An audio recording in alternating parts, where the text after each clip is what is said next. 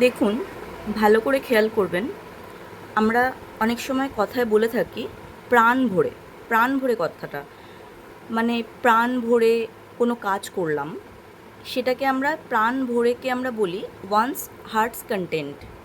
তো যেমন একটা সেন্টেন্স আমি নিয়েছি ফার্স্টে, আমি প্রাণ ভরে মিষ্টি খেলাম। I ate sweets to my hearts content. আমি প্রাণ ভরে মিষ্টি খেলাম।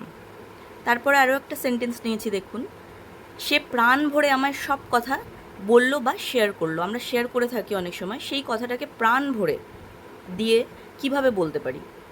She shared everything to me to her hearts content. বুঝতে পারলেন? এখানে সাবজেক্ট আছে খেলাম। খেলাম অর্থে আমরা ইউজ করছি V2, মানে ভার্বের সেকেন্ড ফর্ম। সাবজেক্ট প্লাস ভার্বের second form plus object plus to my hearts content যেটা রয়েছে এখানে।